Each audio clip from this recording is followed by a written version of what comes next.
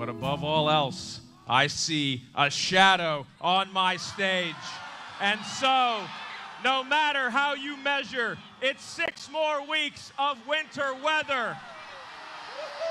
All right, there you have it. Punxsutawney Phil saw his shadow, and that means there will be 6 more weeks of winter. According to History.com, in 1887, a newspaper editor declared a groundhog in Punxsutawney named Phil was America's best weather predicting rodent. Okay. Well, according to estimates, he's really only right, though, 39% of the time. So, which also makes me question, like, how predictable or how good are the other rodents at predicting the weather? Like, are squirrels out there doing a great job, or mice out there doing something amazing? Maybe, what if they're 60%?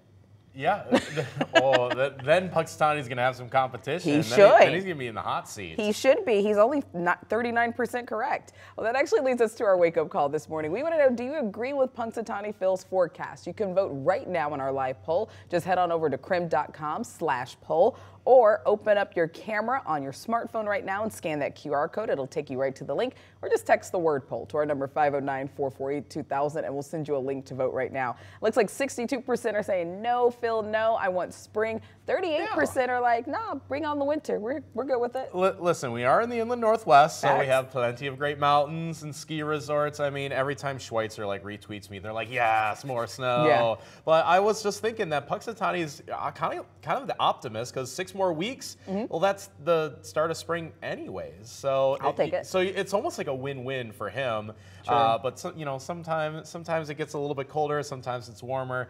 Weather's hard. Weather is hard. Trust me, the weather is hard to predict. So I don't blame him, but I also don't mind sharing the spotlight. Right? Just a little bit. Just a little bit. Well, get this, Groundhog Day has been a tradition for quite some time now, but where exactly did it come from? So this morning, our Verified team is breaking down its history.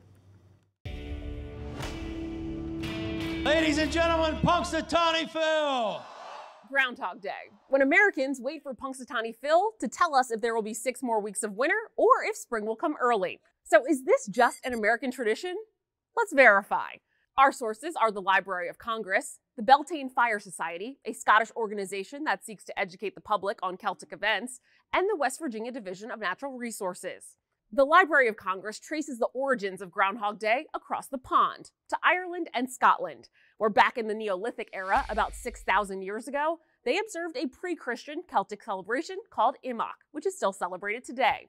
From February 1st through sundown on February 2nd, people wait for Cailleach, a mythical figure associated with the creation of weather. If Cailleach intended to make winter last a while longer, she would make the weather bright and sunny on Imach so that she could collect plenty of firewood.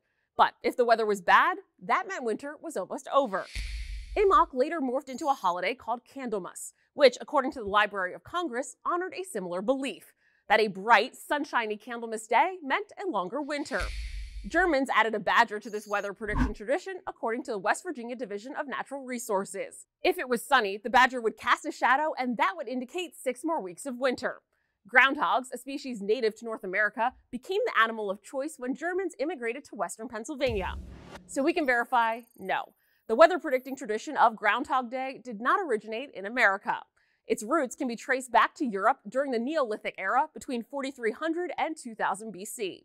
With your Verify, I'm Ariane Till.